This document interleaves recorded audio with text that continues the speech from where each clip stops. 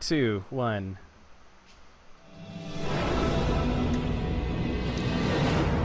Welcome, students, to Monk Meditation, the podcast of monks, by monks, and for monks in the world of Warcraft. Today is August 27th, 2013. This week we're going to sit back and relax a little bit as we wait for 5.4 to come out. We'll go over Windwalker 101. That'll be good for about 2 weeks. And the Mistweavers have a bit of a spar. We would be playing Hearthstone, but there are no monks allowed in the beta, apparently. This is Monk Meditation, Episode 3.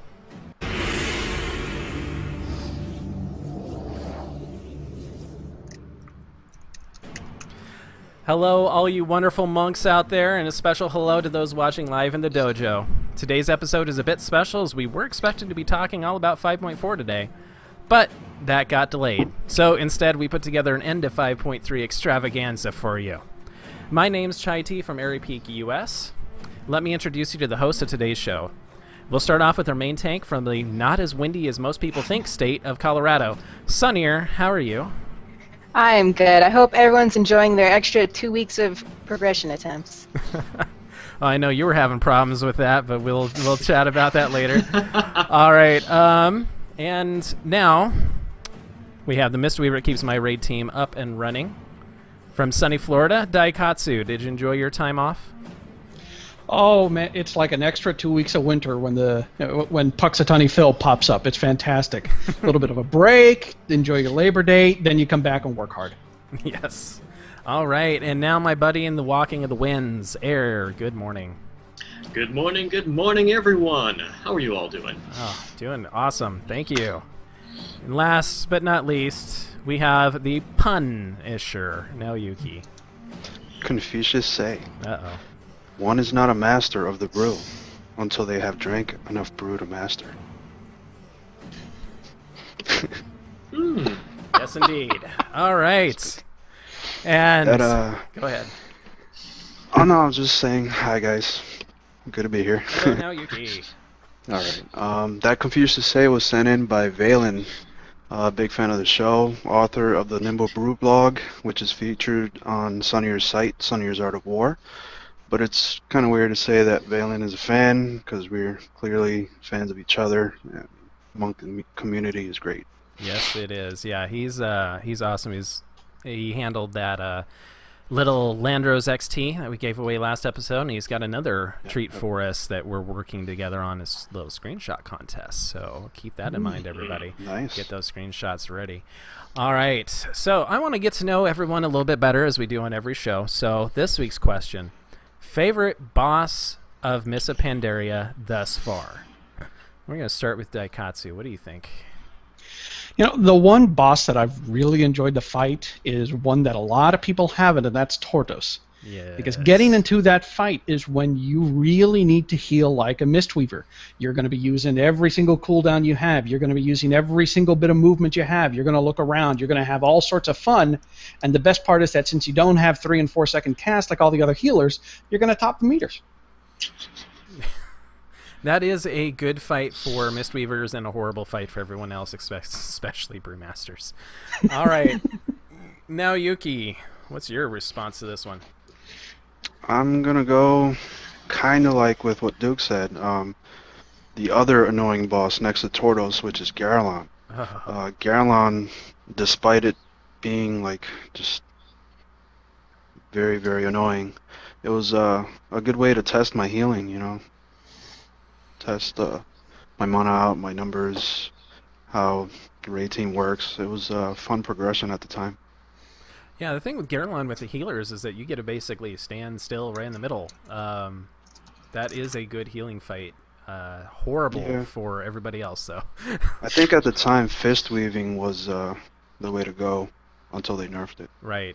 And so, yeah, you can actually get in there and actually do double damage if you were quick. So, that's... Good answer. Good answer. All right. Well, for me, I've also got an annoying boss, Elegon. That was actually my favorite fight as a Windwalker because it lets you use every trick of your trade. You could use Touch of Karma to actually stay inside the circle and not drop your stacks and actually get extra DPS in. You could actually drop him very quick to that second phase. diffuse magic worked. It was just so nice because it's like the healers are freaking out. It's like, get out of the circle, drop your stacks. And I'm like, no, I got this. I'm cool. I'm good. It's all good. Yeah.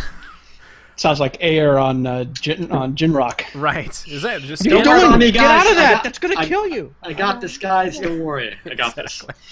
All right, Sunnier. Who do you think yours favorite? My favorite is Horadon because that challenges two very different, often conflicting aspects of tanking, which is ad management and big predictable damage, and it's a really fun fight to try to balance those two demands.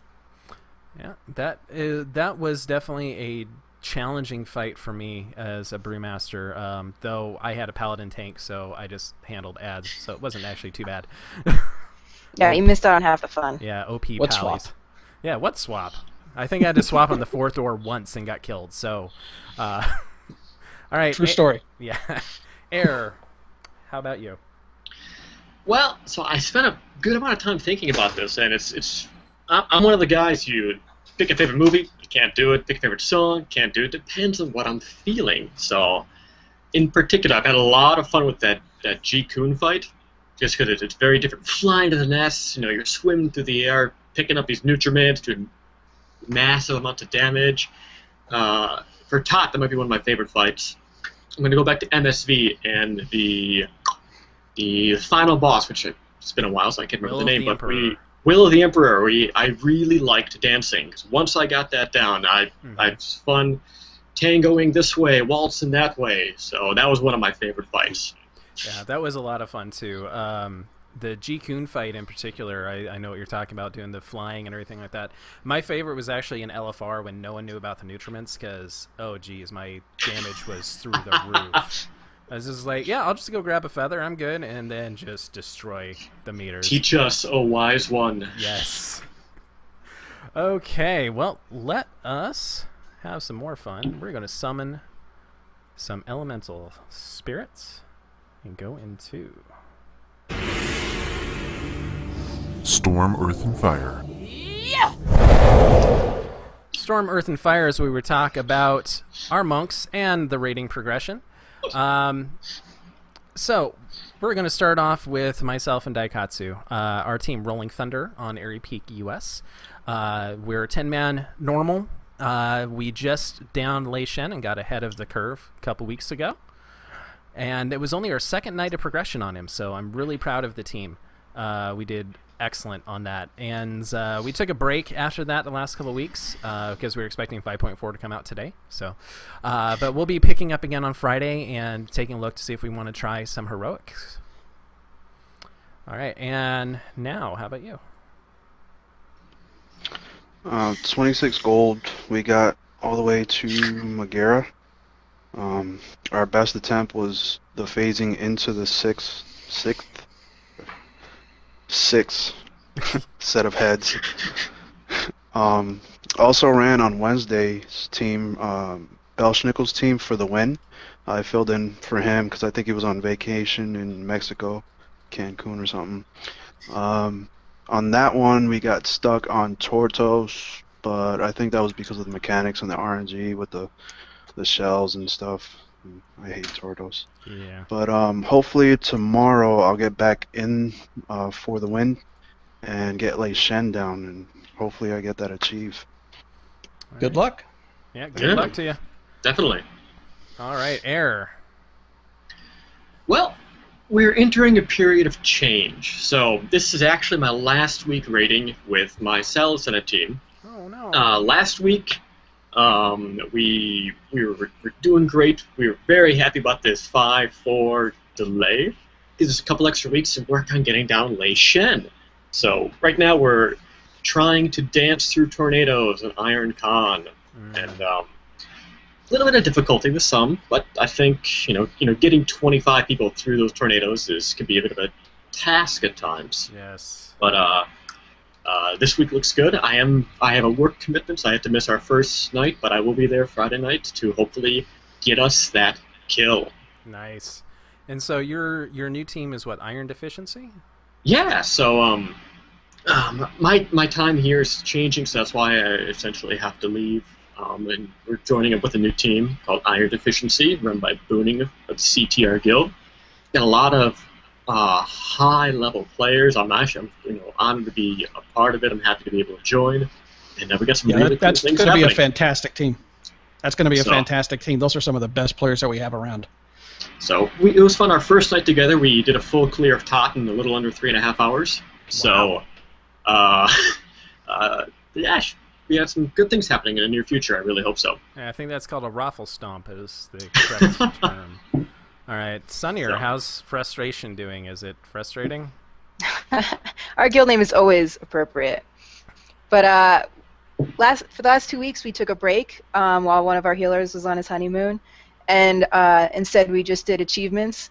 And so I got my Throne of Thunder meta and my cute little flying mount.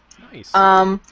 And just last night, we started up again on hitting the brick wall that is Heroic Lei Shen. Oh, boy. And it would be really cool to get him down before the next patch. You guys think you'll do But it? we'll see. We keep wiping below 10%. Oh, so you're getting We're to doing that phase for like 3 4 nights. consistently So, yeah. then? I think you guys got it then. You still have, like, what, 4 more nights of progression attempts? So. Yeah, I hope so. Yeah. Well, all right. Well, best of luck. Extend. Yes. Extra raid nights. Yeah. Yeah, we haven't cleared Throne of Thunder in probably a month and a half due to extending raids. Oh, wow. So. All right. Well, Duke, do you have any thoughts on us finally downing Lei Shen?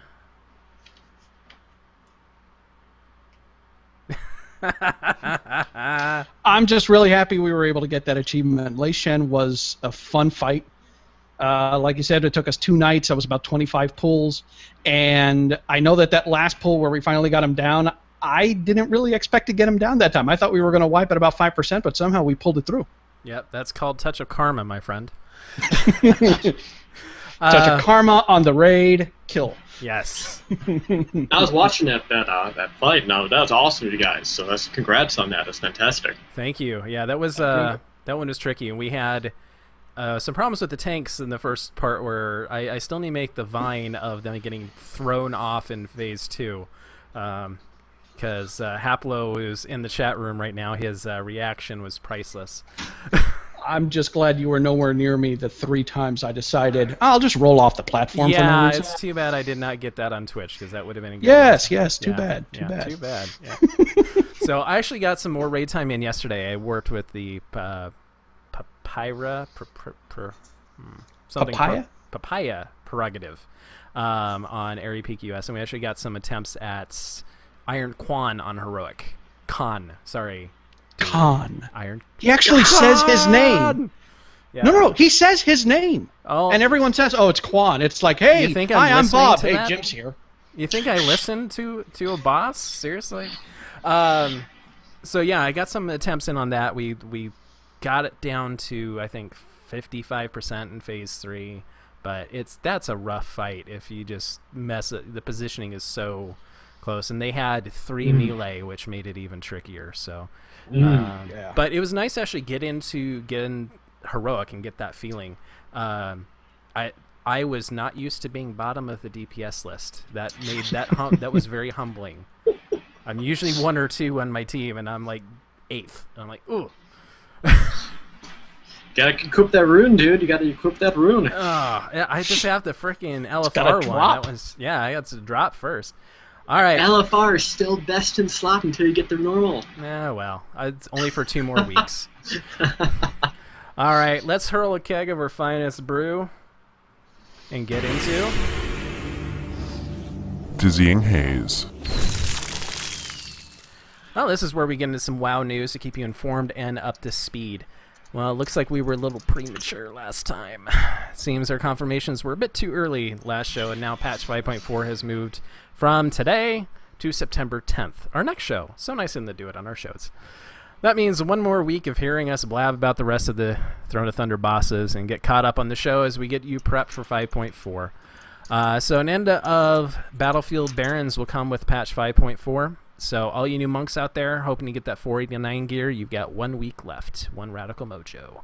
Also, I'll throw out there, gather up 500 pieces of lumber if you are a panda, because those barefoot things, that just goes with the panda so well. So yeah, I really wouldn't worry about the 489 gear, because you're going to be able to get BOA 496 gear in the Isle of Thunder, in the what is the Timeless Isle, real quick. So yeah, just go out there, get 500 lumber, get yourself some barefoot.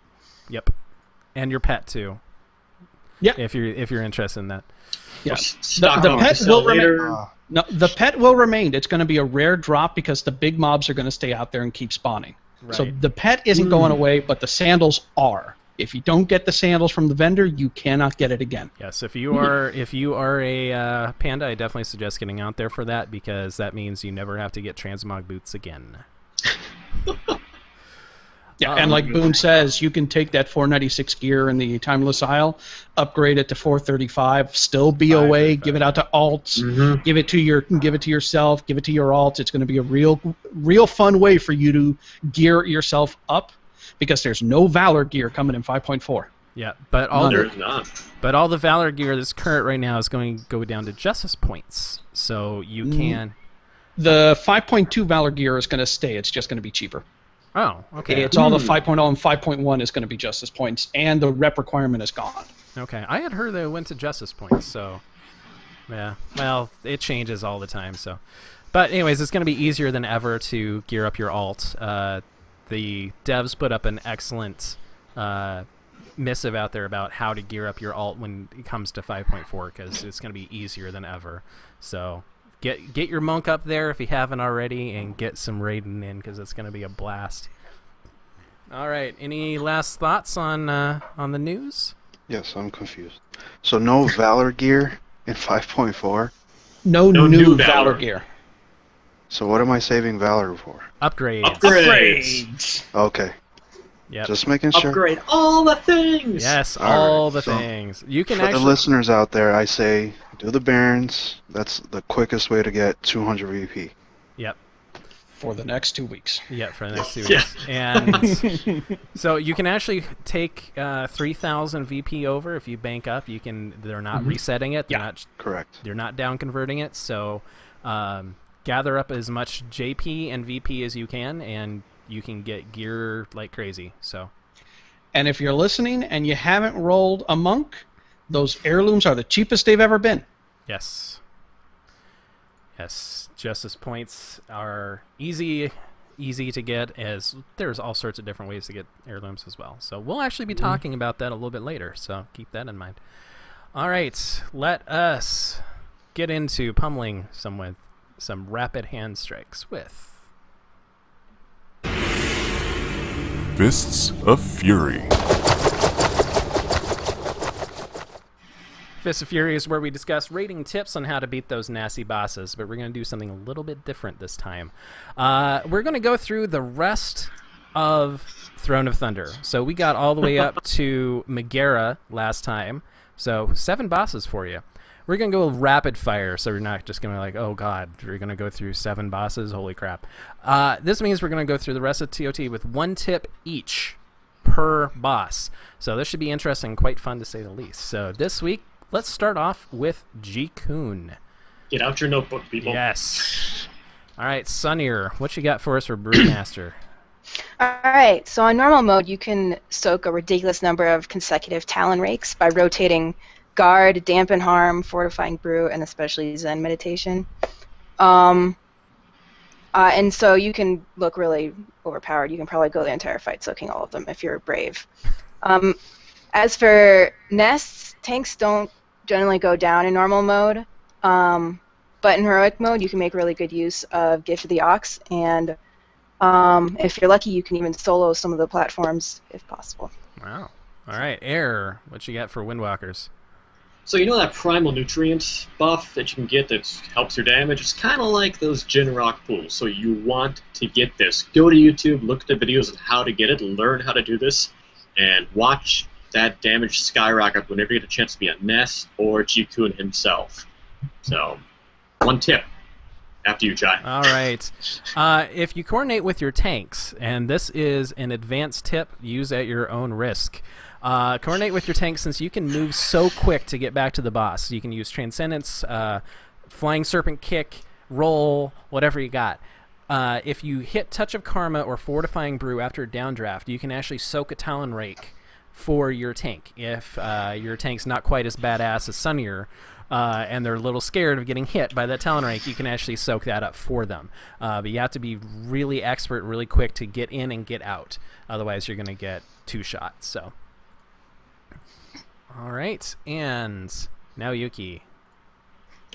For the boss fight, just use Zuyen on the boss for healing and damage. Chi Burst when AoE damage comes from the quills. Fist weaving is pretty good, but it's mana intensive, so try both Fist or Mist weaving to see what suits you best. All right, and there's a tip using Zuen from the dojo as well.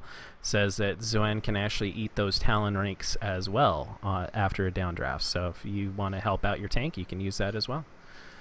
It's one good If kitty. he's the only one there. Right. You have to coordinate it. Yep. Mhm. All right, Duke. This is a fight in which monks want to be on the Nest team. We're fantastic for that because you might only need to send your monk, healer, and 1 DPS to take care of those. We've got pretty good DPS, we've got pretty good single target, and we can keep everyone healed up. The other thing is that the timing of quills and the second nest pretty much overlap. If your team is new to Jikun, chances are your team is going to be on the second nest when quills happens. Have them stay down there until after quills, and it'll help you get through the fight faster. Yep, absolutely. That did save us quite a few times. So, all right, we're going to move on to Darumu, everyone's favorite eyeball. All right, Sunnier. Let's see. For Expel Harm, which is the big tank attack that you need to be prepared for, save up your Expel Harm and Chi Wave for after that, or use Guard immediately before, and that should quickly eliminate that following bleed and take a lot of pressure off of your healers. All right, and I spent a lot of time tanking this as well, so my tip's actually going to be Brewmaster. If you're having problems with raid members dying in the maze to eyesore, use Avert Harm, since most of you should be stacked up together.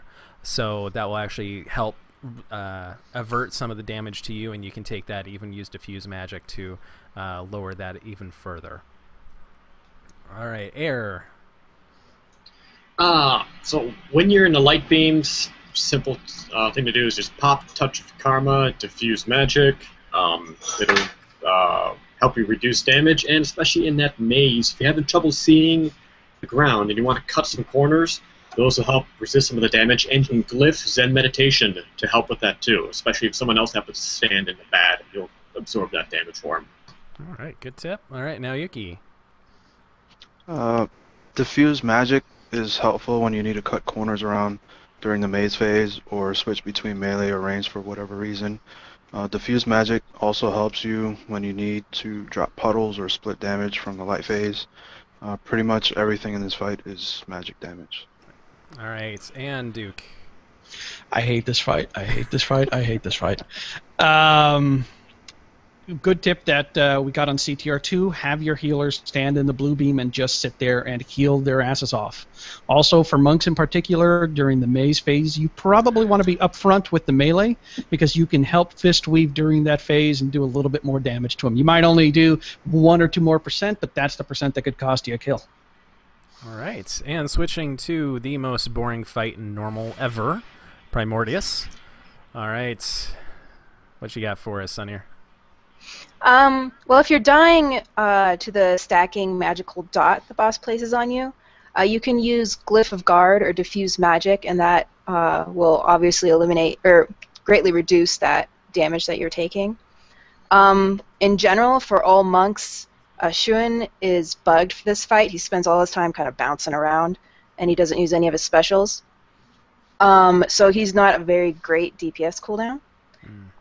Hopefully in 5.4 that will change. Yeah. All right, Air.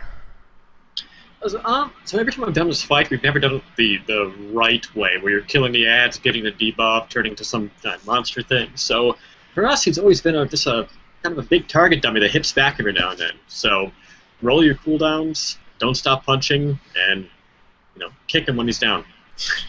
Yeah, as Air said on normal, this guy is a complete piece of cake. So take this time to really focus on your rotation and see how much DPS you can squeeze out, because that's, like you said, it's a target dummy. All right, no? Basically what you want to do is grab everybody, group up in the middle, sing Kumbaya. No, I'm joking. Once your raid, once your raid gets fully mutated, then you should go around and try to get 4 beneficial buffs. You could get a 5th if you plan on fist weaving him, but with 4 it just gives you less room for error for getting the detrimental debuff or buff. Right. Okay, and Duke. This was a fight I think I fell asleep in. So if you're ignoring the mutation, it's to heal or fight. It really is just sit and heal everyone, keep them topped off. There's a lot of nukes that happen. There's a lot of shared damage that happens. As a monk, your job is going to be to smooth out the incoming damage and make sure that no one falls too low. If people fall too low, make sure they got Renewing Mist, hit Uplift. If you're in real trouble, hit Revival. All right, and let's go to Dark Animus. What you got for us, Sunir? Alright, so in normal mode, Brewmasters can use Transcendence to escape every anima ring. Later on it gets kind of close, but you should be able to use it for everyone. That means that you don't have to rely on a damage dealer to soak them, which makes things much easier, especially if your damage dealers are not very reliable. If you do happen to get hit by anima ring, you can the best you can do is use Elusive Brew and pray that you dodge. So I don't know what you're talking about. I'm always reliable except for when I'm not. So when I completely forget that that's what I'm supposed to do. It was lag! Yeah, it's lag. Totally lag. Air, what you got? So in the first part when you're just kind of holding an anima, giving a big hug, not really doing much, use Healing Spheres to help keep you up. If you see one of your mates getting down, use some Healing Spheres on him or her. Help keep everyone up. And if your job is to help tanks bring in the golems, Provoke. It's a fantastic talent. Use it. Macro it to one of the raid markers. So if it's your job to help taunt, so you can easily put it up, see which one the DPS, and you'll be all set to go. All right. Yeah, Windwalkers have so much survivability and DPS that what I usually do is I end up soloing and DPSing one of them down near one of the inactive large golems on 10-man, and then another one down near the massive. So that way the tanks don't even have to worry about it. I just grab it and DPS it. Since you're facing it, you get that extra parry, and it's super easy. You might need to get a heal here and there, but very few times did that have to come into fruition. So, all right, now Yuki, what you got for us for healing this one? On this one, you want to use Dampen Harm for the matter swaps. It could save your life, especially for times when you dispel too early or ill-timed. If you don't try, what's it called, Zen Med or Fortifying Brew. Okay. All right, and Duke? It's a pretty standard healing fight. You're not going to do anything out of the ordinary with this one. Remember to dispel when the countdown on the debuff says about 5 or 6. If you do it too early, you're going to kill somebody. Other than that, it's a wonderful fight for you to use Enveloping Mist, especially on the DPS that are handling solo anima tank itself, because really, if everyone's doing their job right, there shouldn't be a lot of raid-wide damage. All right, and Iron Quan. Dang it. Con! All right. Quan. All right, I keep saying Ion Con. Yeah, Ion Con. Ion Con. Well, this fight is super boring for tanks. The one thing I really had to think about on normal was popping Diffuse Magic before the Tornado phase, just to reduce that magic damage that you're going to be taking. And in Heroic, Shun becomes a really great DPS cooldown during the last phase when everything is up. But really, that's it. It's a pretty easy fight for us. All right. Air, what you got? Well, so we have a lot of movement abilities in this. So with tornadoes, I prefer to use Tiger's Lust. So just so you get the Tiger's Lust, 2 rolls, you're out of it every time. Another thing that you can do that I've recently discovered is if you use your Glyph to Zen Meditation, that'll actually help absorb some of the damage around you, help you heal those out, and hopefully, if some people are a little bit slow, should help keep them alive a little bit longer, especially if they get caught by one of the tornadoes. Nice. So, Yeah, so not a raid cooldown, but able to help a couple people. So a mixture of Touch of Karma and Diffuse Magic will allow you and the tanks, since you're going to be squishing with them together for that first phase, the extra stacks of Unleashed Flame. It'll let you go up to 3 or 4 easy instead of bouncing off every 2. And I'm going to give you a bonus tip for the tornadoes. When I was trying this in Iron Con Heroic last night, Flying Serpent Kick, if you're a Windwalker, 1 button, you're out of the tornadoes. And then what you want to do is you want to turn around, hit your Energizing Brew, and start spamming Healing Spheres. And so people run out of tornado, hit your Healing Sphere, and you'll just be healing a lot, and that really helps save a lot of people. So, all right, now Yuki. This one I'm just gonna jump in straight to the final phase. This is a high amount of damage, so you want to use Rushing Jade Wind or Chi Torpedo. You can use the Chi Burst when everyone's stacked as well. Dampen Harm will help you soak your Unleashed Flame as well as mitigate Fist Smash towards the end of the fight. All right, and Daikatsu. As far as the tornado goes, that's usually the part that gives everyone trouble. For monks, we're actually in a pretty good position. As soon as you're let go of that main tornado, usually it'll open up right in front of you about 1 or 2 seconds after that. Roll 3 times. Just boom, 3 times, and you're out, and you can turn around and start healing people up as they screw up, because we're the only class that can ever handle that. Uh-huh. That and Warlocks, because they cheat. All right. Twin If they remember to put up a portal. Right. That's the kicker right there. All right. Sunnier, Twin Consorts, another nice, fun, not boring at all boss, right? Well, it's a bit more interesting than last one, at least. You have Beast of Nightmares, which means you can't have any incoming heals from your main healers. So you have to rely on your own tools, which means use Guard and Elusive Brew early, just to prevent your health dropping down and your healers freaking out and panic healing you. Also, those ads die really, really fast when you use Shuin and Touch of Death on them. Okay. All right, Air? Nothing too special for this. If you happen to get put to sleep, you notice a little green trail on the ground, use Nimble Brew to get you out of that. But otherwise, when you're running around, keep up and DPS like crazy. Yeah, this one is pretty darn basic for Windwalkers. So keep an eye out for those green clouds. That's the best thing you can do. Make sure you're staying 8 yards apart.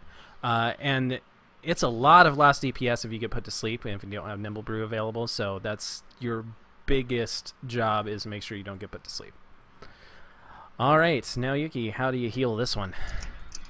Well, on Cosmic Barrage and Ice Comet, you will not get hit if you stack in melee. Being melee range is so much easier for this fight, so that you don't have to worry about being near someone else or having someone complain that you're near them. You want to make sure that revival is up during the Break of Dusk phase, as damage is the highest there. Tidal Force is a good time for it, as it's about as high as raid damage. It's as high as the raid damage gets for that fight. Yeah, not a lot of raid damage going out on this fight. So, all right, Duke. Oh man, you should one-shot this the first time you get to it. Otherwise, somebody lagged down and disconnected. Keep your statue near the tanks. That's the biggest tip I can give you. Keep your statue near the tanks, especially when both twins are out. Keep one statue by one, fist weave on the other. It's a really fun fight for you to be able to fist weave. Stand back when there's a lot of damage out. Other than that, you're just going to try and help them burn down the red twin as quick as possible so you can get that blue twin alone and win the game. All right. Okay, Sunnier, for Lei Shan, your favorite. Yeah, man, it's really hard to pick just one thing on this fight because brewmasters are very good at it, and there's lots of stuff we can do.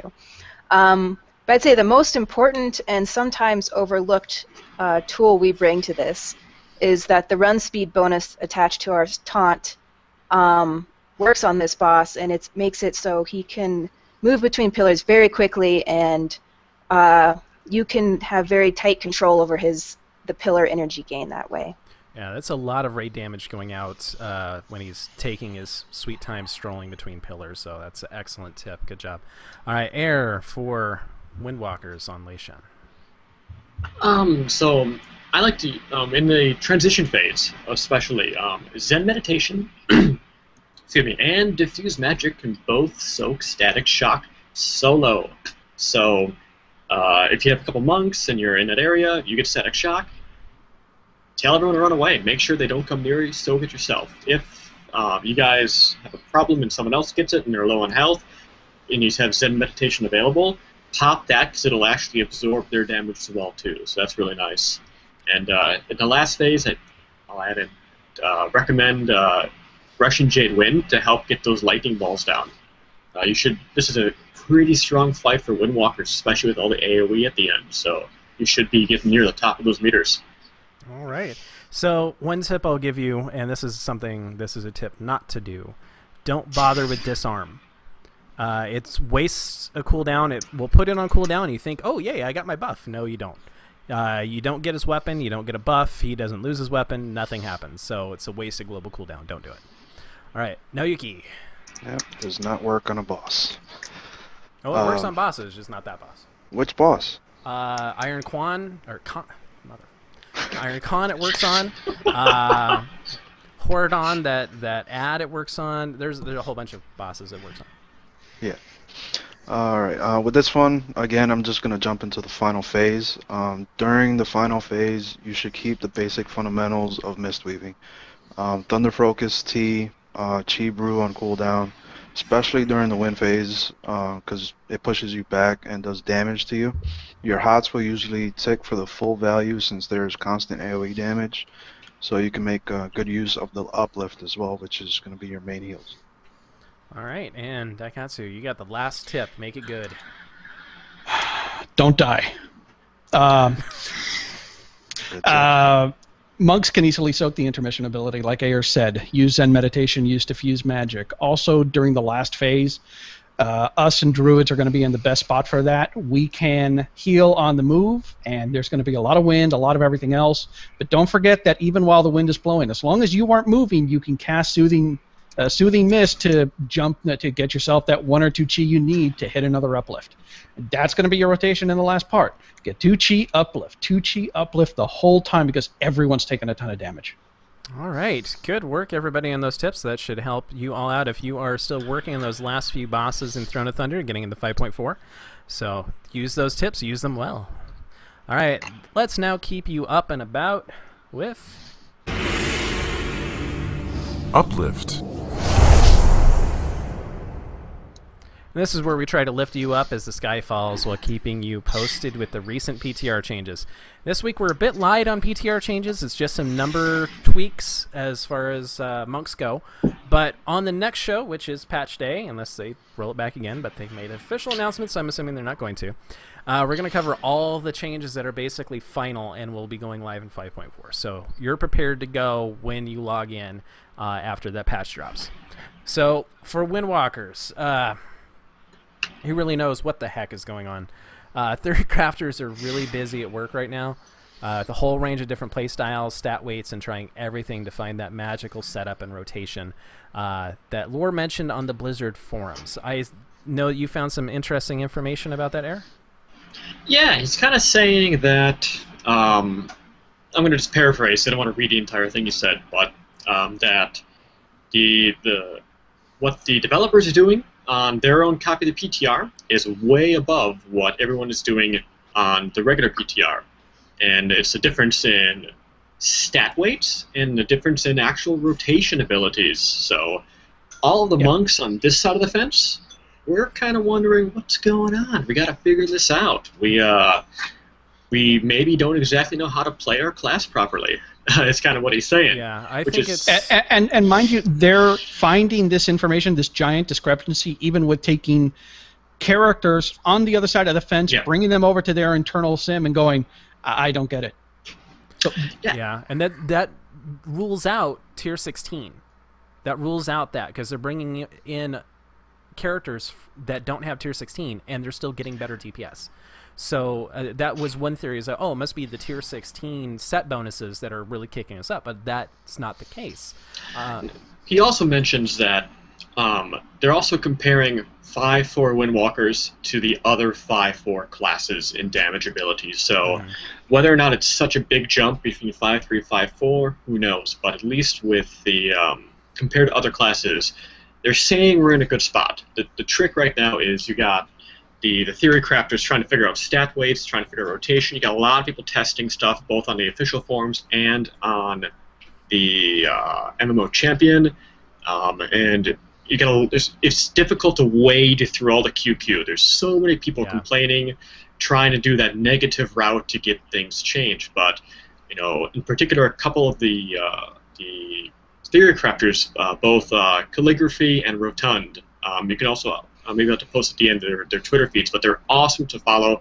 They don't get caught up in all this doom and gloom, and they're really working hard to try to find what's going on for us Windwalkers. Yes, thank you to Rotund and Calligraphy for actually keeping the QQ out of it. Come on, Monk community, you are better than this. Let's talk about it. Let's not cry about it. It's a rough patch. Yeah, it is a rough patch for us. So we have a whole new mastery, and I think that's really the key to all this is trying to figure out that magic point between haste and our new mastery, and how far mastery actually goes. Because mastery was my second primary stat right now without Rune of Origination. So whether that drops down below crit or whether that's actually really, really good, we don't know yet. We'll find out in 2 weeks. Yes. Hopefully. Yes, we'll have to just play with the numbers and see how it goes. All right. Be zen about it all, please. Exactly. I mean, if the devs aren't doing anything magic, they're not cheating or anything. So it's something they figured out, and we will eventually figure it out. So just give us time to play with it. We'll be fine. Sky is not falling. We're in a good place. We just have to figure out where that place is. So. And if we don't figure out, they will come and tell us. Yes, eventually. The latest thing is that they don't want to buff us if we can never figure it out. But if we really cannot figure it out, then they don't want our playstyle to suck. But if we do figure it out, that means they have to nerf us in the future. And that's directly from Laura's Twitter feed. Yep. Yeah. Yeah, and there were some hot fixes that went out yesterday that they look like they're just tooltip fixes. There was a attack power scaling bug, if I recall correctly, Sunyer. Yeah, that's my hunch. What these fixes are, or they're not really fixes; they're tooltip updates. And my hunch is that they're updating the tooltips to reflect that AP scaling bug that was affecting Brewmasters and was in the patch notes a couple weeks ago. Okay. Do you want to talk about those nerfs to the DPS Legendary Gem and Cloak as it affects Brewmasters? Yeah. There's a lot of interesting discussion going on with the latest nerfs to both the Legendary Gem and the Cloak procs, and also a buff to the tanking Legendary Gem. I think, yeah, so far the tanking meta should have around 40% uptime, which is a bit improved from what it was previously, and also reduces all damage types instead of just physical. Whereas both the DPS meta and Cloak have had their proc rates reduced almost by half for tanking specs. So that doesn't completely eliminate the DPS items, but it does make the tanking items a bit more attractive. I think if nothing changes in the current state, I'm leaning towards using the tank meta most of the time. And as for the Legendary Cloaks, neither proc is like super awesome for us, but the stats on the tanking cloak are very good, and the proc will save wipes. So now is that proc still the one that it will absorb one hit that would kill you? Yeah. Okay, I think that is pretty powerful, especially in certain situations. So I think that will definitely prevent some wipes. So. And don't forget that in 5.4, we're not going to be limited to just one legendary cape. We can actually buy the other one. Yep. So if possible, and if you have the resources, you should have both versions of the meta and both versions of the cape and swap them out depending on what your needs are. Oh, well, that's going to cause a mess in reforging, though. So stats are all different, aren't they? They are, but hey, you're going to min-max, you're going to pay for it. Right, yep. Yeah. I guess that's why they have the reforge mount if you can afford it. I'm too busy reforging. Yeah. All right, so changes to talents. Rushing Jade Wind now has a 6-second cooldown up from 2, and that scales with haste as well. So this change makes it so we don't actually have to track the uptime with a weak aura. It's just you hit it on cooldown, and it should just continually reset. So that is a nice quality of life, so I don't have to sit there and watch a weak aura all day. So that is nice. So now let's get into some interesting things with Uplift. You want to take this, Duke? So on Twitter, Ghostcrawler was asked, not a mention of Revival, talking about his class post. Why do you think it's so strong that it deserves a hit for what Thunder Focus T Uplift does? And Ghostcrawler's reply was, well, it's instant. After a little bit of talk, he got asked another question. Somebody said, and he said, Revival made encounters easier to heal than we intended. It was too good. And a lot of people disagreed. I like Revival the way it is now. I would prefer if they didn't nerf it, but the truth is that he is kind of right. It's going to be really fun to watch in Flex mode when we get our Monk Meditation team going, and there'll be more on that later. But you're going to have Revival going every 30 seconds. No one's ever going to die. And there's a few things about Revival. It's not a survival cooldown. It really isn't. It's a, oh shit, everyone's about to die. Let me hit this button and get everyone up. Because you need everyone injured in order to get the full heal out of it. If you're using it during a rampage, if you're using it during tornadoes and other things like that where people are going to take sustained damage over time, you are not the best equipped healer. There are shaman, there are pallies, there are druids, and there are priests. They can handle that load. Healing is not a one-man game, and it should never be that. You're part of a healing team. Play to your strength and let the others pick up your weakness. Right, because the fact is that, like you said, in order to get that full heal, you have to have everyone damaged already. Whereas Tranquility can be used preventative when you know a huge damage burst is incoming, like Megara when Rampage happens. Tranquility, Divine Hymn, Healing Rain, those are all perfect cooldowns for that when you got to sit there, stack. If you don't have a stack, then it's Tranquility and Divine Hymn. Right. Okay, so any thoughts on this now, Yuki? Yeah, I kind of don't agree because I think the hit on both the RPPM and the Revival together is a hard hit for Mistweavers. I don't know if the developers realize that or not. I mean, they might have. But we're supposed to be different from other healers. And then, then why the change on our burst heal if they can save a progression rate? If everybody's taking massive damage, you could heal everybody up. Excuse me. I wouldn't think it would be fair to replace a Mistweaver with a Disc Priest just because they could bubble, avoid damage, or replace us with a Shaman because once everybody's at 20% HP, their healing is boosted. I get that we're a team, and I get that Revival still has its benefits from cleansing poisons, magic, etc. But again, I guess I like that casual player, like that old school WoW player where I'm always used to seeing #1 on DPS, so I want to be #1 in heals. It's always been weird to me. And it's fantastic to be #1, it really is. And this is a patch in which we're not going to get that #1 slot. We're Speak not. for yourself, Duke. I'm talking about healers. You're not healing. Yet. Oh, God. A couple of things. One, everything that we talk about here, this really is only going to affect the most advanced groups. It's the heroic, hardcore progression groups that are going to look at a monk and a druid and choose the druid. And the truth is, right now, they'd be right to. Druids can match our output. They can match our throughput, and they have better cooldowns. They really do. Thing is, developers know this, and you're probably going to see an adjustment to druids within about a month or two of the launch. The other thing is, something that Now said, I don't think the RPPM issue is as bad as people think. If you look at what's going to be our best trinket, it's going to be this morphic samoflange of other things I can't pronounce. And the proc rate is still going to be less than a minute, one per minute, and it will be affected by haste. The RPPM change only affects trinkets that have an innate speed-up ability or trinkets that haste you in some way. Our two best in slot, Lightning Imbued Chalice and Horadon/Gasp, not only are still going to be affected by haste, but they're going to have a faster RPPM proc. So I don't think the RPPM issue is going to be as big a hit as the Sims say they are. Okay, students, break it up now. All right. We'll see. All right. Well, any last thoughts on PTR changes before we move on? Okay. Watch and see what happens. Yep. That's going to have to be what it is. Yeah, we got another week. We can still get some more changes. So, all right. Now, let's go ahead and swap our minds, bodies, and spirits and head on over to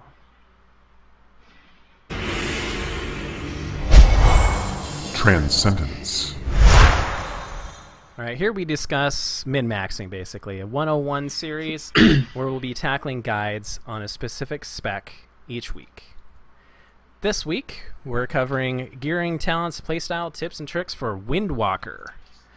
Save the best for last. All right. Okay, Air, take it away.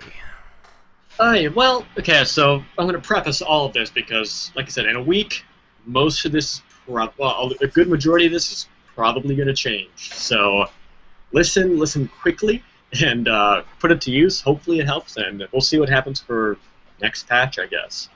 But to start out, so let's see, talents.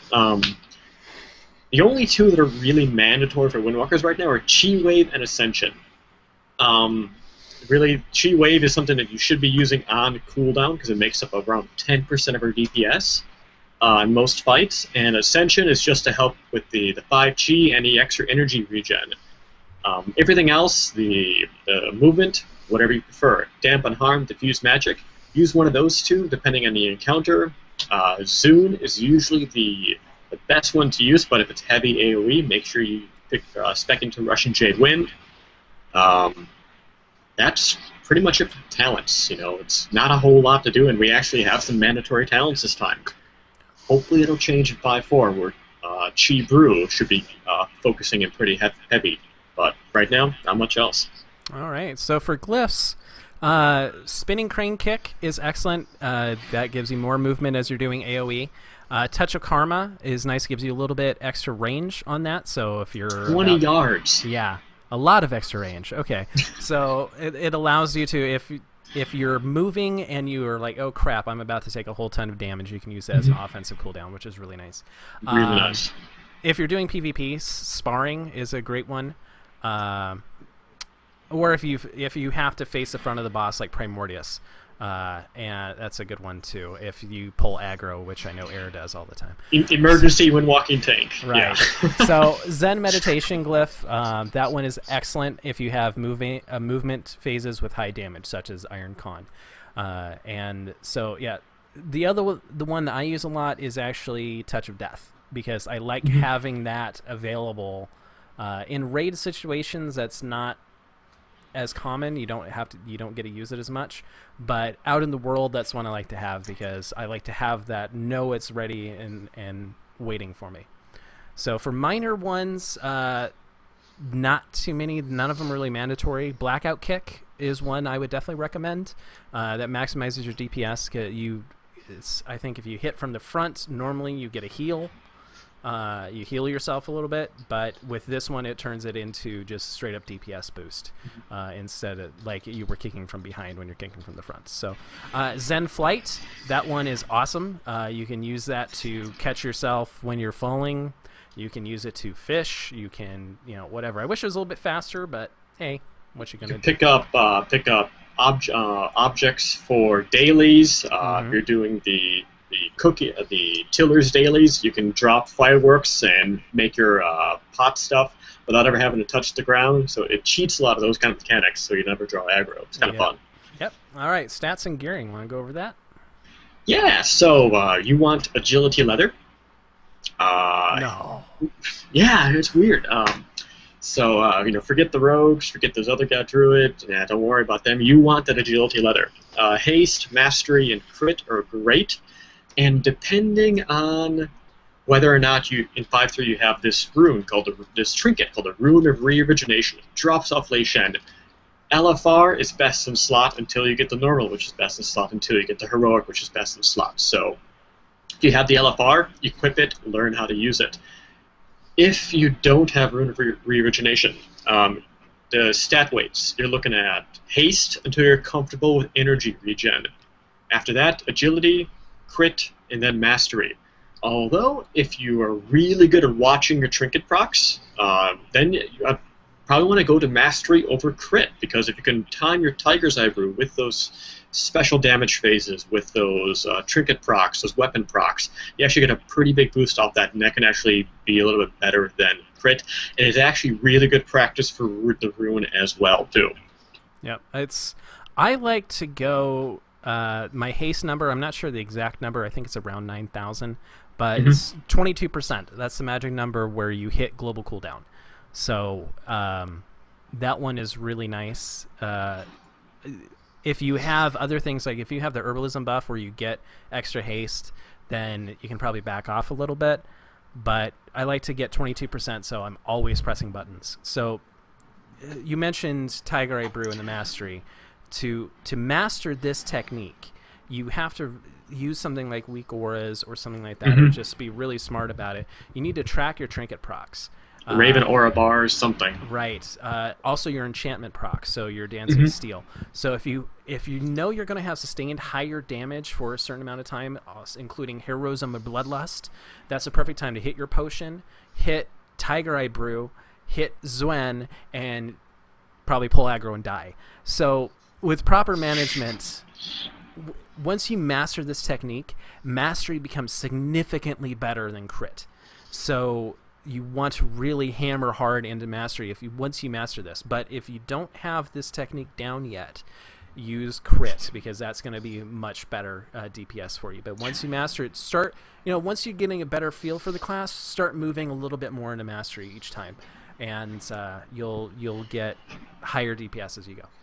If you like that burst mechanic, go with the Tiger's Eye Brew. It's really nice. If you want the more even damage, like we had in the original 5-1 especially, crit is really nice to go to.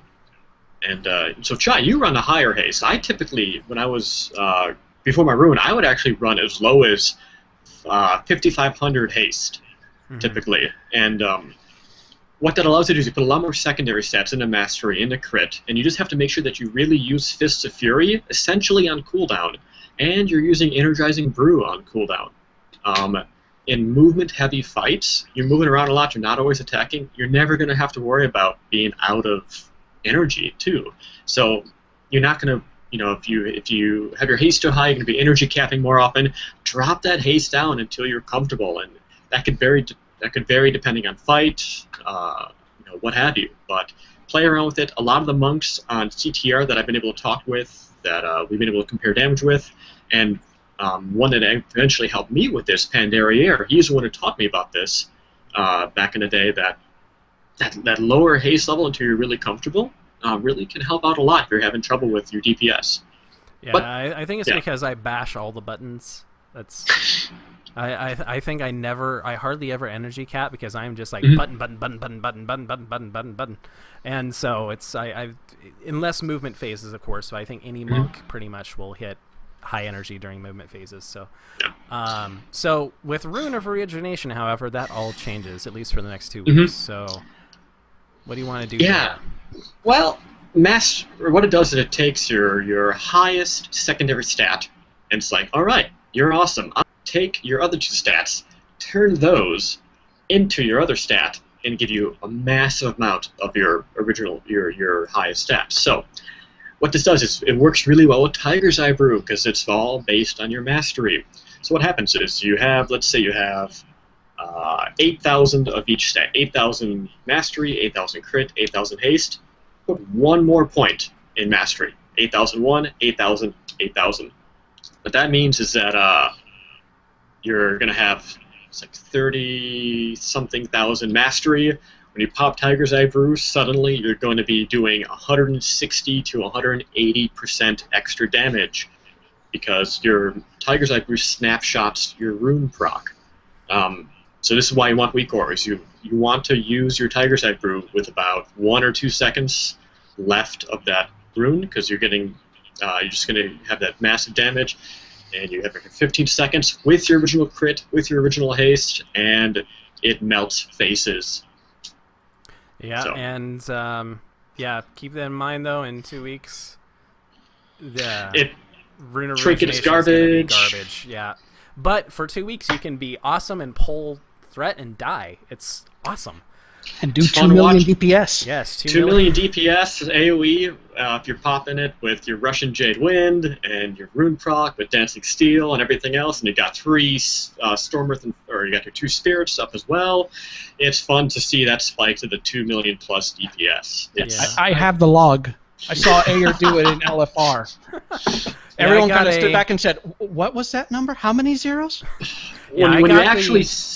I got the rune from the LFR, and I put it on once during Tordos, and pulled threat from the bats and died. So I was like, I think I'll just switch out to like the normal version. Yeah, and when you see what these guys in full heroic gear are doing, I mean, they're doing sustained 260, 270 DPS single target sometimes. It's absolutely amazing. So, just wait to help with that threat. What we would have if we had kept our mastery into 5.4 when we're sitting at like 580 item level. Yeah, that'd be fun. But yeah, we'll be in a good spot regardless. But as far as aggro goes, we'll talk about this later on at the end. But check out a Glyph of Retreat. But we'll talk about that at the end. Okay. So the playstyle for the monk is the best one in my opinion. I love the playstyle of the monk. Like I said, button.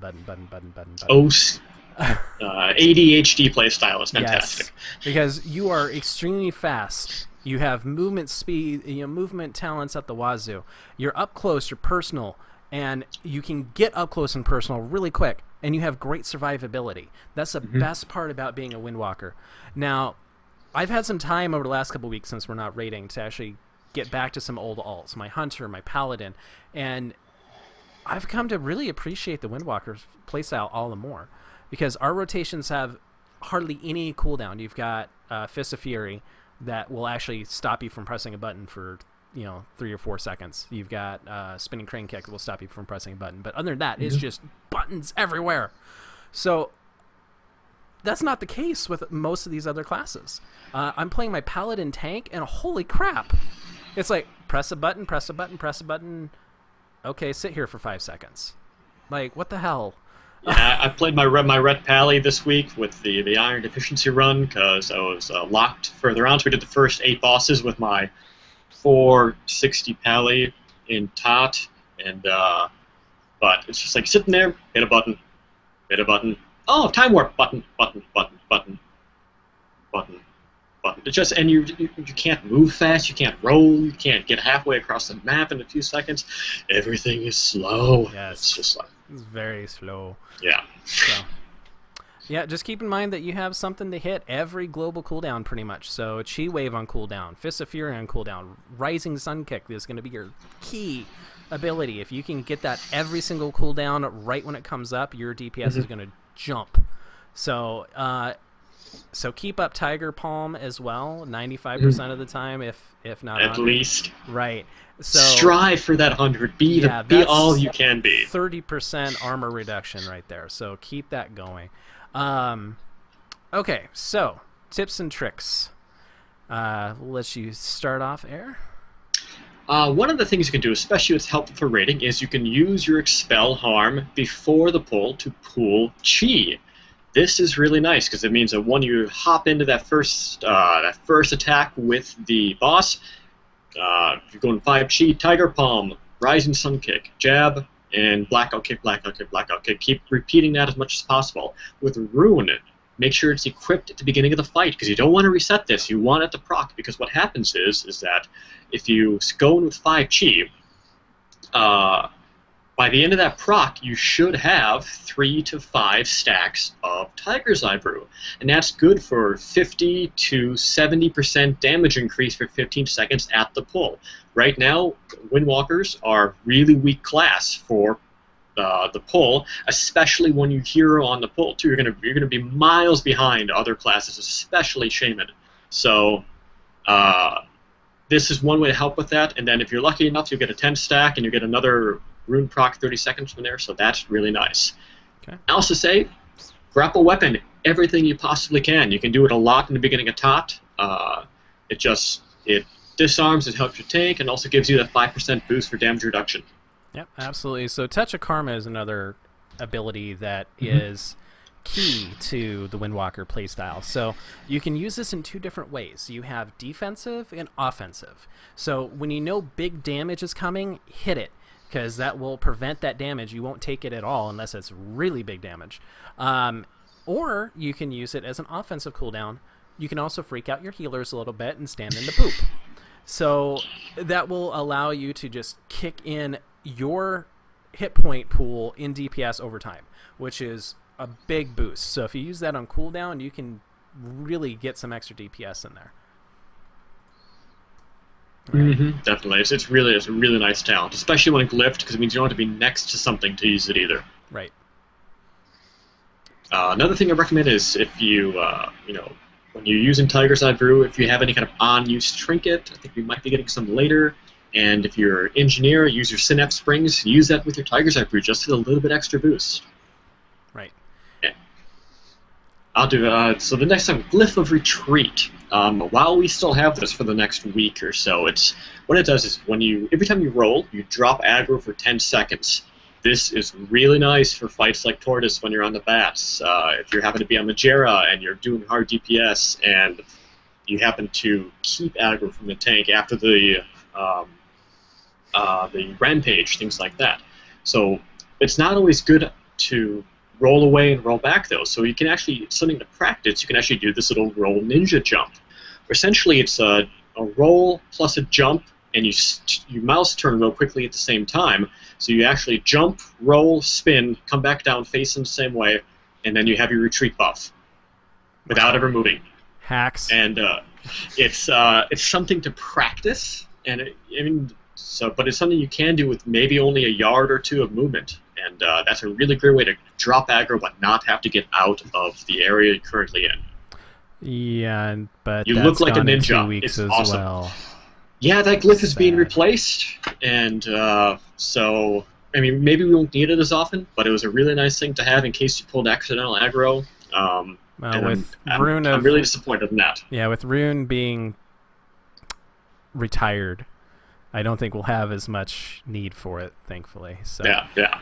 All right, so dual wield. This is an interesting question that always comes up. 5.3 has been horrible to me.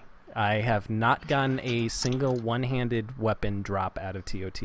I've gotten 3 two-handers, but right now I'm rocking my shot-touched weapon and a one from Scenarios, which I've upgraded to 524. So I'm running like a 504, I think it is, upgraded, shot-touched, and a 524. But I get a 522, and even upgraded, that two-handed staff, not as much DPS, not as much damage.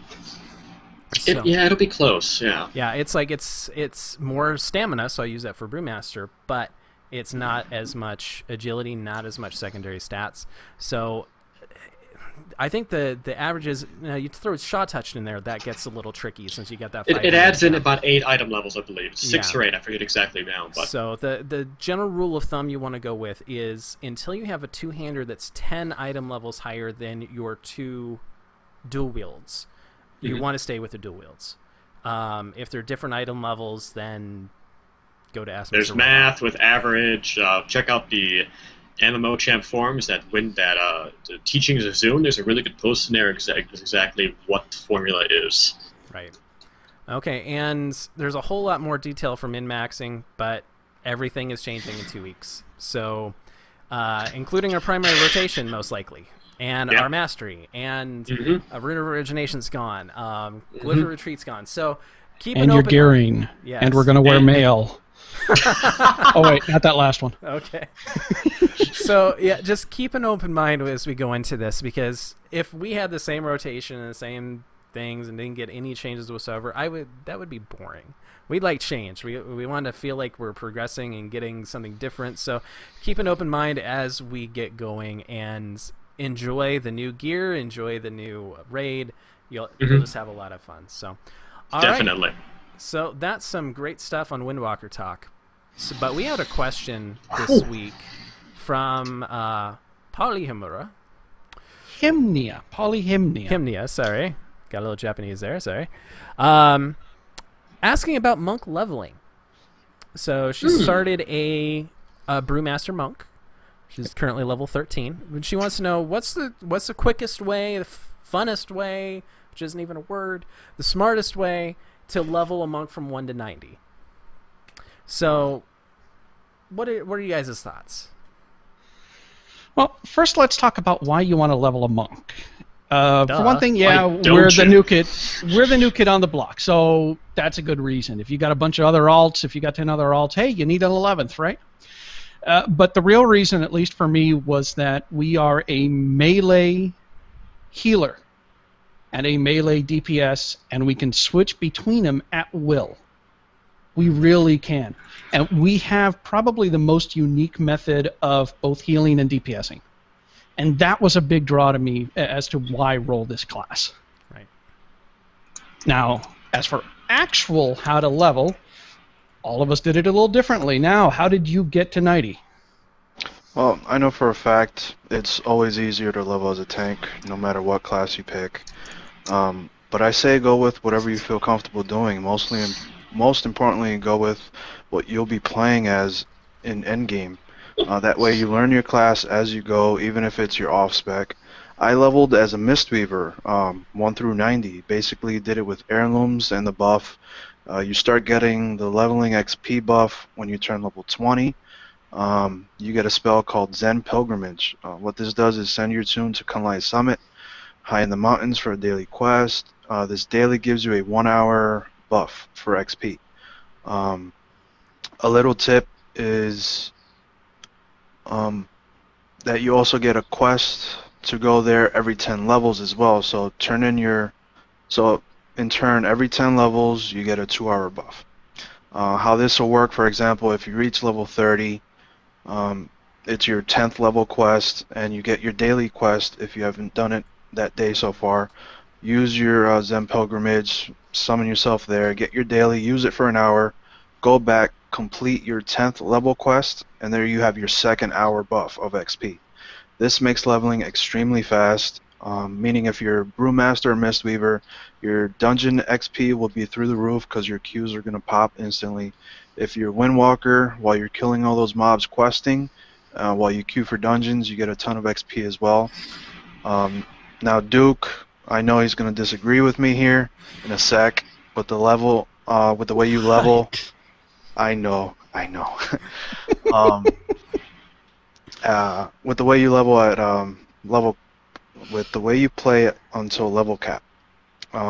Once he says what he states on his opinion, I'll go back and answer on why I both agree and disagree at the same time with what he says. Oh, with that being I'm said, going to have to turn this car around, I think. What? I'm turning this podcast around. All right.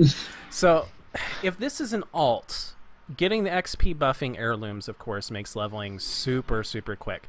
There are all sorts of ways to get these heirlooms. Justice Points is the easiest way, but your Dark Moon Fair also offers the heirlooms, as well as if you are Psycho and want to do Trial of Champions, you can do that as well. So you can do that, but you have to go through a ton of quests to open that up. But if you already did that back in Wrath, go for it. It's an easy way to get the heirlooms. So, now one trick that I do using that daily quest at Kunlai Summit is I will go and do an entire zone of questing and not turn them in. And then once I have them all ready to complete, I will go back, get the XP buff from the daily, queue for a dungeon, then go and turn them all in, bam, bam, bam, bam, bam, bam. And you just gain 4 levels. It's ridiculous. So, and another tip I'll give is when Dark Moon Fair is open, use the carousel. That gives an extra 10% XP buff. Now, leveling, in my opinion, is quickest when you use the Dungeon Finder. But when you're tanking especially, don't let people get to you. There are a ton of trolls at lower levels. Tanking those lower level dungeons was one of the most challenging things I've done, not because it was hard, but because of the people. Go at your own pace. don't let them push you. So they're long. They can be really long and tedious if you let them keep pushing you and pushing you and pushing you until you die. So don't let the rest of the team rush you to your death. And from 50 to 60, those 10 levels are really rough. Painful. Really rough. So stop dungeoning. The dungeons at that level, BRD. Let's see. They move Sholemance, they move Dire Maul to lower levels, but Ubers, Lobers. Yeah, Ubers, Lobers, and Blackrock Depths. Those are long, tedious, painful instances, and you don't get a ton of XP from them anymore for some reason. Don't do them. Do PvP. Battlegrounds will usually give you about a win, a level and a half per win, and a level for a loss. You get a not a Wrathy basically. You get Alterac Valley a lot at that level. And that one's really good. It's quick, it's fast, which is funny because that was the longest, most tedious one back in vanilla when I was used to PvPing. But it's really quick now, and you get a lot of XP for winning. So, and especially if you're Alliance, because holy crap, we win that a lot. So just go do that. All right, Duke, you gotta go ahead and start fighting, I guess. We're going to get a reputation here. We got a special tip from Karn in the chat room about the daily buff. If you're not playing your alt monk every day, log in, do the daily experience buff. It'll actually stack up to 24 hours. I did not know that. That's a fantastic tip. Thank you, Karn. Very nice. That's 24 hours at double XP. Holy moly, I'm not sleeping. For me, the way that I leveled my monk is that I leveled as Brewmaster all the way through. I mean, honestly, all the way up through 89.5. At about 85, I switched over to Windwalker real quick, realized it was not for me, and switched back to Brewmaster. And that's pretty much how I got to level cap. That last half a level, I switched to Mistweaver so that I could learn to know what the heck I was doing. And like Now said, there is a benefit to playing as the spec you're going to play at the end game the whole way through. For a lot of people, you may not know what spec you're going to play, so just play the one that you like most. But if you just want to get to 90 as quick as possible, you're not going to get faster than Brewmaster. Now, if you go to the Isle, if you go through the Panda starting zone and you come out, you're going to come out wearing all whites, no greens. You're going to be squishy until about 15. If you play any of the other races, you're going to come out with some greens and you're going to be in a good spot. If you get the heirlooms, that's even better, because then at that point nothing can kill you that's within 5 levels. As a Brewmaster, once you get Keg Smash at level 11, here is your rotation. Keg Smash, Tiger Palm, jab, Blackout Kick. And then you jab, jab, Blackout Kick until Keg Smash is back off cooldown. There's no faster way to kill a bunch of mobs around you. Keg Smash hits like crazy, and it also glues everything right to you. Dungeons are a great way to get XP, but if you value your sanity, do it as a DPS or a healer. Low-level tanking and randoms is some of the most soul-crushing stuff I've ever done, because if you're not going at the right speed that the other DPS demands it, you're going to get kicked. Mm-hmm. It's just going to happen, because the 3 DPS are like, the only reason you're here is to get us XP. You're going to slow, you're out of here. So if you value your sanity, for the love of God, jump in as a Mistweaver. Mistweaver healing is very simple. The only spell you get until level 42 that really matters is going to be Soothing Mist. At 42, you get Renewing Mist. You can pretty much Soothing Mist the tank if he's taking a lot of damage, or get in there and fist weave your way through a dungeon. It's very fast. It's very nice. Now, as for me, I found that questing was probably the best way to level, with the occasional dungeon queue. Like Chai said, that 50 to 60 zone is awful. The zones are boring because you pretty much have to choose between Silithus and Winter Spring. 2 zones that got very little attention in Cataclysm. So just jump out, get some PvP under your belt, bruise up some horde, and move on. All right. A little rebuttal from Naoyuki. Okay. to let the people know out there listening at home, listening in their car, tuning in live in the dojo, me and Duke aren't here to just disagree or argue with each other about everything Mistweavers. I firmly believe that we have different views only because we have different play styles, and that's basically what we're here for, to help you out, have you play however you feel comfortable, because let's face it, you're the one paying $15 a month. With that said, the reason I disagree with Duke is because a person like me likes to learn as they go. Get that muscle memory going with your keyboards, with your keybinds and macros, mouse overs, as you level. A great example is me. I changed my off-spec recently from Windwalker to Brewmaster, and let me tell you, even though I've been quite busy and really haven't practiced much, I suck horror bad at Brewmaster. I don't know why, because when I leveled another monk to level 40, I was awesome at Brewmaster. Right now, I suck. And I used to be good, but I don't know why. It might be my brain frying. I don't know. But anyway, at the same time, I'll agree with what Duke said, but not until 5.4 hits, and we get into some of those awesome proving grounds. And that's where I think you'll have a chance to learn and hopefully master your endgame or off-spec class. Yeah.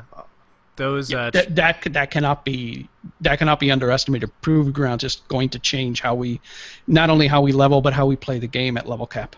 Mm-hmm. I really hope so, because I have to basically listen to old monk meditation episodes to re-listen to the Brewmaster, go on Sunnyer's site, read up on a few things, and just learn the Brewmaster. And then when Proving Grounds is out, it's going to help a ton, because I'm like completely lost right now. So. Yeah. All right, and we haven't heard from Sunnier for quite a while. So are you still live over there? Yeah, I hope so. Okay. My connection went down for a few seconds, but yeah. I should be back. Yeah, you look a little choppy, but your audio's coming through just fine. So what do you got for leveling? All right, well, since everyone else has covered the traditional route, I'll talk about the somewhat untraditional way that I leveled my monk very early in the expansion. I used Recruiter Friend to multi-box a tank and range DPS pair to 80. This is a very fast way to get to max level, but it does require some multitasking and playing two characters at once in a decent computer. I think this is called pay to win. Yeah. Well, if you want to get there fast, like I had to, yeah, that's what you got to do. Yeah. No. So how long did it take you this way? A couple hours. Oh Jesus. At least to get to 80, and then to get to 90. That was normal rate. Okay. Yeah, because I remember my trip to 80 probably took about 2.5 to 3 weeks, and that was playing about 3 hours a night. Oh, yeah. Took me a week. Yeah. What I actually did is that I leveled 2 pairs of characters before the expansion came out, and then used level of granting. But it would still work for leveling a monk now, and you don't have to do that now that monks exist. So you gifted the levels to your monk. Yep.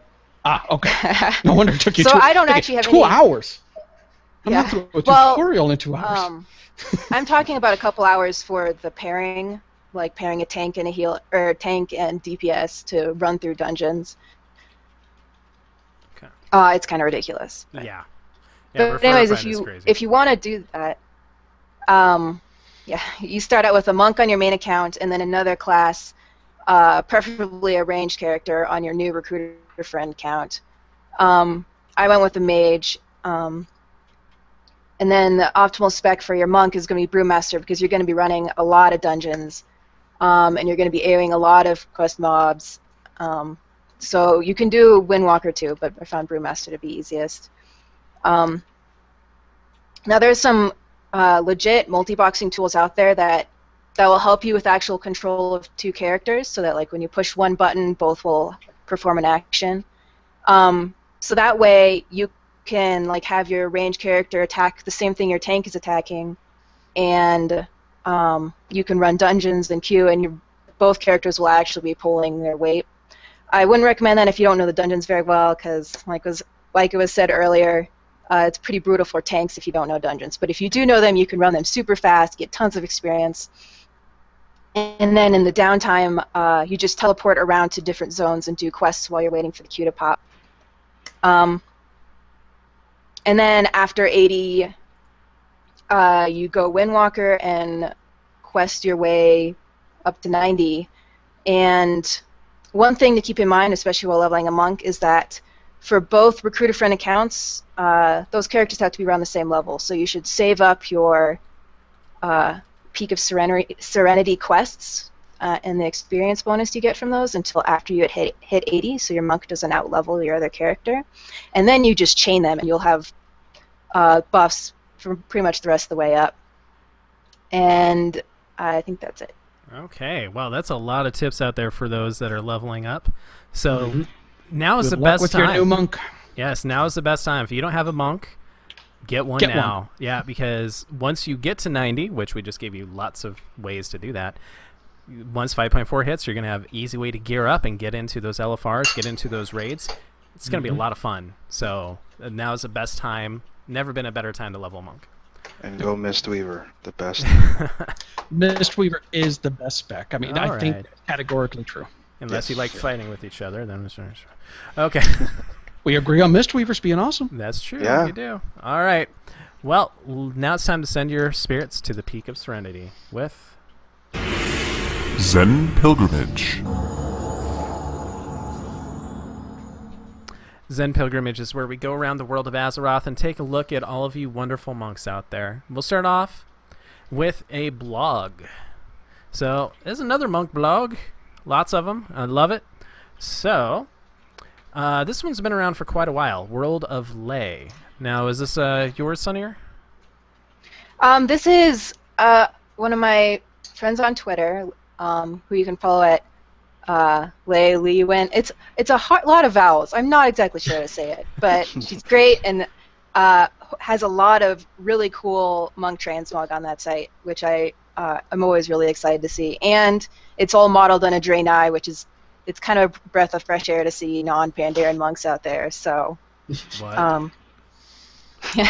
And also not monk related, but this blog is hosting different class alt weeks. Right now it's Druid Week. Last week was Death Knight, and it's a big blogosphere community effort where everyone is contributing to playing alts for the week and documenting it. So that's a side note, but it's also pretty cool. Yeah, it's a fantastic blog. I can't recommend Lady Way. So, yeah, you literally can't recommend her because you literally can't recommend her. I can't say her name. Can't recommend her.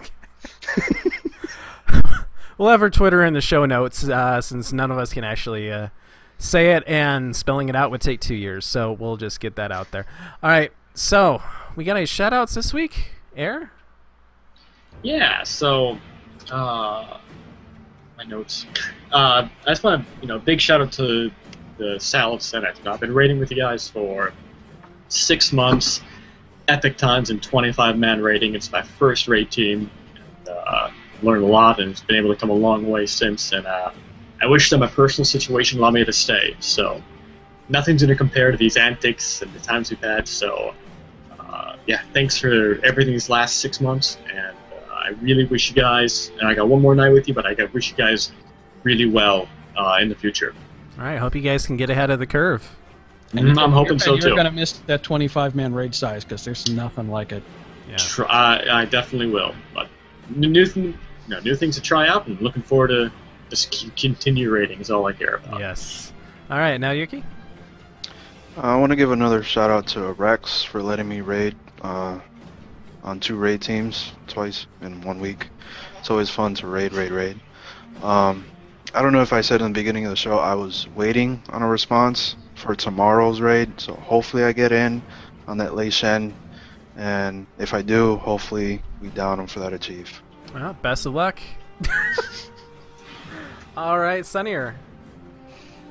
All right, well, I want to thank all the people that have been giving me advice on my new Twitch stream, namely Thomas Nielsen 1 on Twitter, and my old guildmate from Rocket Surgery, Kieran Thill. All right. What is that Twitch stream for everyone out there? It's Sunnier Bear. All right. Twitch.tv/Sunnier Bear. All right, everyone follow her on Twitch. Get it going. All Yeah, right. I'll be streaming in a few minutes. So. Sweet. All right, well, I want to give a shout out to the Papaya Prerogative, which I mentioned last time, for letting me plug in for their Throne of Thunder and getting some heroic Iron Con in, even though we didn't down him. And I got the last 3 bosses, which actually drop gear that I need, and of course I got gold and bracers I don't need. So, so a little news for everybody out there, and well, Duke, we missed you. Shout out. You know what? This has been a quiet week for me. The only real thing I've done is build a new standing desk, so I guess the only real shout-out I have is to my wife for helping me set up this background. Yeah. Which server rack is that? That is Medivh. Nice. That is the original server that I met my wife on, so anytime anyone asks where I met her right awesome. about there, possibly over here. Maybe both. Nice. All right. Well, we've got some news coming up for the next few shows. So after next show, which is going to be the 5.4, the next 3 are going to be roundtables. We're going to have roundtables for each spec to talk about the state of the class from each spec's perspective. We're going to start off with Brewmaster, and that's going to be the 24th of September. 24th of September. Then we're going to go to Windwalker, then we're going to Mistweaver, and then we're probably going to do a PvP show after that. So we're going to have some different shows coming up, but I'm sure you guys will all enjoy hearing our special guests. So if you are interested in joining us, please email me at monkmeditation@gmail.com. So we are looking for people who of all ranges. If you wanted to, if you're a raider and you're in like a heroic or a 25-man normal or a 10-man normal, we want different perspectives. We even want people who are casual that just do LFR, just do flex raids. That's going to be those. We want all sorts of differing opinions for each one. So no matter what your spec, no matter what you raid, reach out to us if you want to be a part of this. So we'll probably record normal time, but we may have scheduling issues, so we'll keep you posted on when those are recording. So we mentioned earlier in the show the Flex Raid, Monk Meditation Flex Raid, up to 25 people, all monks. You need to be Alliance. Only monks. Only monks. You need to be Alliance. But other than that, it's open to anybody. We will want about at least a 500 item level, prefer 510, but 500 should be fine. We are going to be using openraid.us for this. I'll be putting a link in the show notes. Currently, the Open Raid listed as Heart of Fear 25-man because it doesn't have Flex and it doesn't have Siege of Orgrimmar in there yet. So that'll get updated when we get there. But the first one is going to be September 14th at 10 a.m. Pacific. That should be the first wing. I'm not sure if that's going to be 3 bosses or 4 bosses, but we'll find out. So visit openraid.us, search for Monk Meditation. If that doesn't show up, just look at our show notes. We'll have the link in there. I also posted on Twitter. So, all right, it's time to get our furry butts out of here. This was supposed to be a 45-minute show. We're nearing an hour and 35. So, good job. All right. We have a... We'll get it one of these times. One of these times. All right. We have a 5-star review on iTunes from Brujin. Brujin is awesome. I follow him on Twitter. He's an awesome guy. So he says, really looking forward to the growth of this podcast. It's a great concept and a great way to build our monk community. Keep up the good work, guys. Bruise up. Thanks so much, Bruce. We really appreciate it. Please rate us on iTunes. 5 stars would be preferred, but be honest. Subscribe also on YouTube at youtube.com/user/monk meditation show. If that's too long for you, twitch.tv/wowmonk. Much simpler.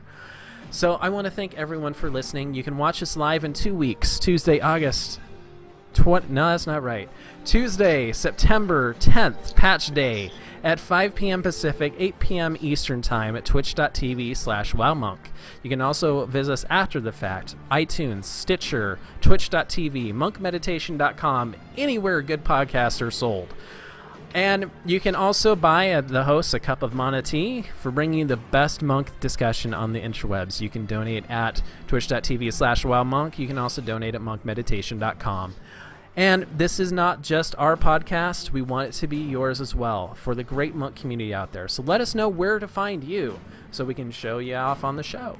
Twitch, Twitter, in-game, wherever else. Help us prove the monk community is the greatest community in the World of Warcraft. Reach out to us individually or email the show at monkmeditation@gmail.com.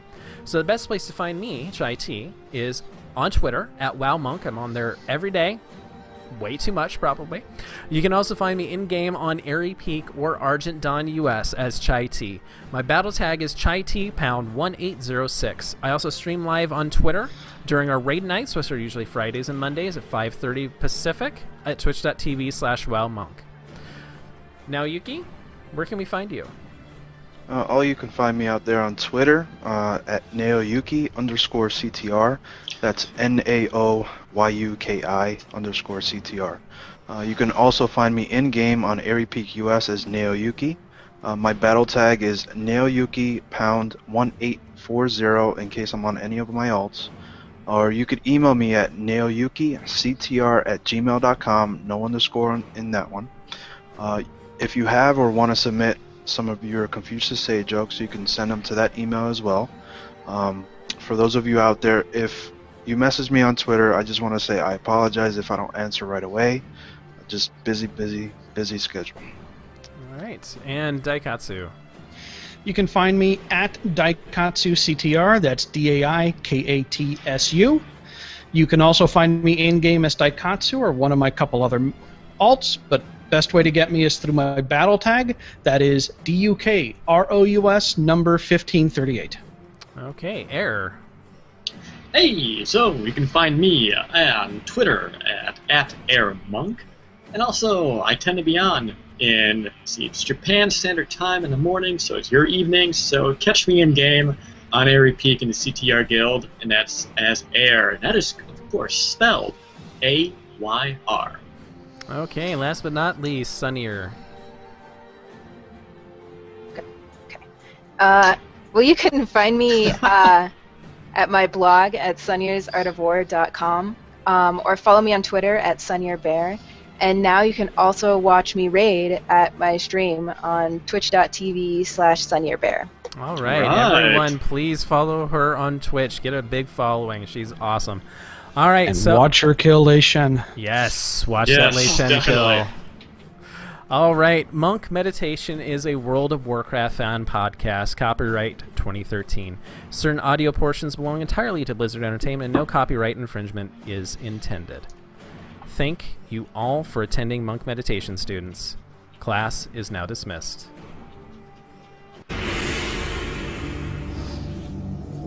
Domo.